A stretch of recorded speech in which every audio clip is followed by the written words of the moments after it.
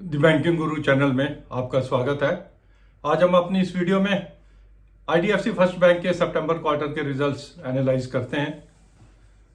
जितने खराब रिजल्ट्स दिख रहे हैं, 73% अगर इनका नेट प्रॉफिट अगर रिड्यूस हो जाता है तो क्या फैक्चुअल में इतने खराब रिजल्ट्स हैं, एनालाइज करके देखते हैं। इंटरेस्ट अर्न 168 करोड़ से बढ़ गया as compare to the last quarter, 8956 crore. The other income 108 crore से बढ़ी हुई है, लास्ट क्वार्टर में कम हुई थी। And the total income has gone up by 277 crore which works out to about 2.66%। Expenditure side देखते हैं। इंटरेस्ट एक्सपेंडेड, जो डिपॉजिट्स पे इंटरेस्ट दिया है, 76 करोड़ से बढ़ा हुआ है। And operating expenses have gone up by 122 crore. इस बैंक का और कुछ और बैंकों का ये सबसे बड़ा दिक्कत है कि ऑपरेटिंग एक्सपेंसेस बहुत ज्यादा है।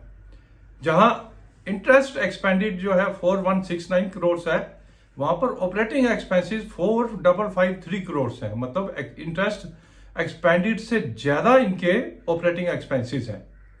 जो बैंक 50% से भी ज्यादा ऑपरेटिंग एक्सपेंसेस कर रहा हो टोटल एक्सपेंसेस में से, उसकी प्रॉफिटेबिलिटी जो है वो कब तक कहां तक उसको लेके जा सकते हैं। These banks need to work on this कि अपनी ऑपरेटिंग एक्सपेंसेस को कम करें। And the total expenditure has gone up by 198 crore, 2.32%। Income बढ़ गई 2.66%, expenditure 2.32%, and the operating profit is higher by 80 crore which is about 4.25% as compare to the last quarter. यहां तक operations अच्छे हैं, कोई दिक्कत होनी नहीं चाहिए इसमें, एक्सेप्ट कि इनके जो एक्सपेंसेस हैं वो दिन ब दिन बढ़ते जा रहे हैं और उसकी एक्सपेंसेस की बढ़ने की स्पीड जो है ज्यादा तेज है। आइए आगे देखते हैं दिक्कत कहां है। प्रोविजंस लास्ट क्वार्टर में थी 994 करोड़, अभी हो गई 1732, 1732 करोड़ की प्रोविजंस हो गई। ये बैंक्स क्या करते हैं?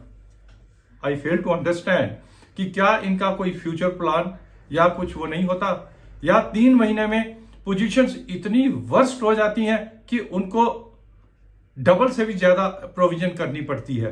आई don't think, as per their convenience कभी वो कम कर देते हैं, कभी बढ़ा देते हैं। 738 करोड़ से अगर प्रोविजन बढ़ जाती है तो प्रॉफिट की तो ऐसी तैसी होनी है। और टैक्स प्रोविजन, क्योंकि प्रॉफिट कम हुआ तो टैक्स प्रोविजन उन्होंने कम की है 178 करोड़ से। ठीक है, अगर प्रॉफिट कम है तो टैक्स प्रोविजन तो कम होगी ही। And the net profit has gone down from 680 crore to 200 crore, 480 crore से प्रॉफिट कम कर दिया। अब बड़ी बात यही है कि ये प्रोविजंस जो है, इनकी जो बढ़ाई इन्होंने, क्या इसकी जरूरत थी? उसके लिए जो एक्सप्लेनेशंस दी जा रही हैं कि माइक्रो फाइनेंस में इनकी जो स्ट्रेस है वो बढ़ती जा रही है। As a prudent buffer for micro finance they have created a provision of 568 crore. इसमें प्रूडेंस क्या है?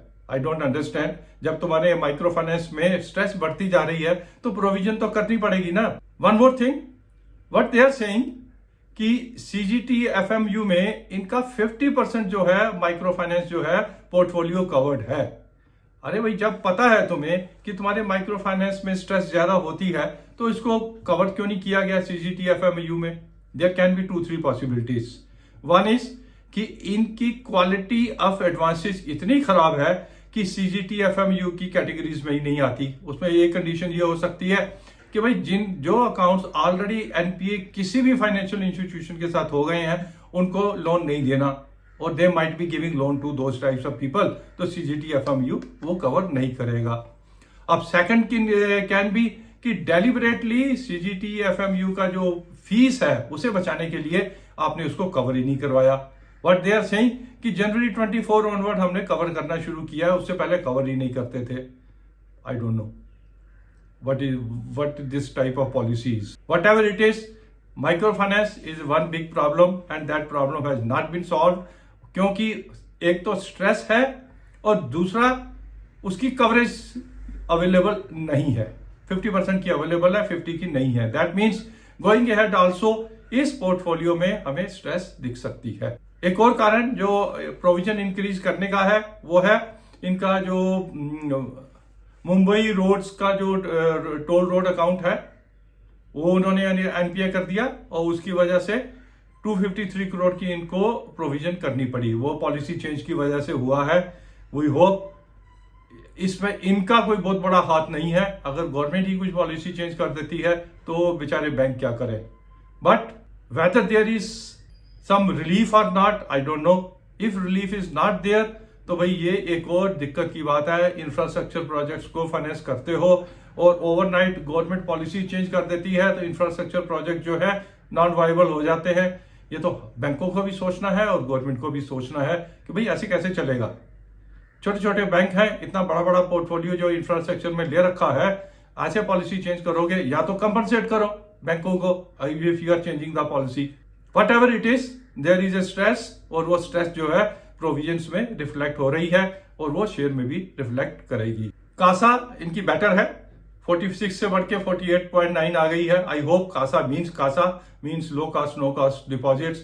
और लाइक बंधन बैंक, इनका कासा डजंट मीन कि 6% 7% सेमी बैंक के रेट दे दो और उसी को कासा मान रहे हो। I hope it is not like that and it is a genuine CASA. Cost of funds 6.46 और इनकी पीसीआर जो है 75% है।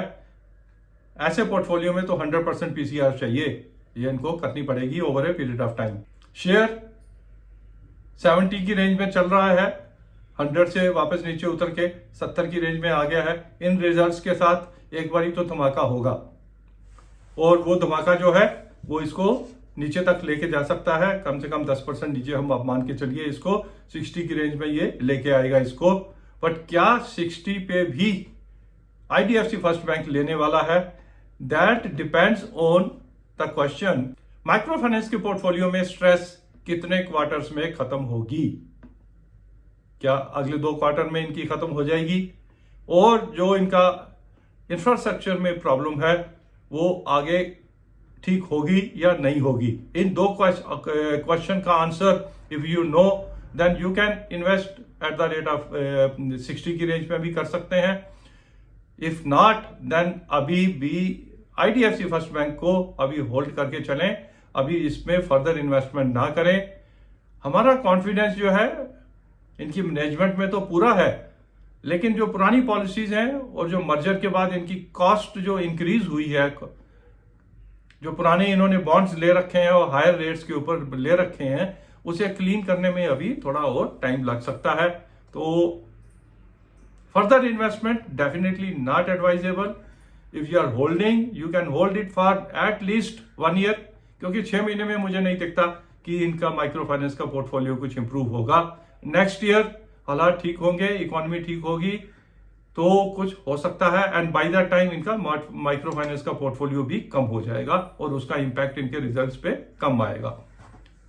ये हमारा एनालिसिस एंड रिकमेंडेशन और आईडीएफसी फर्स्ट बैंक।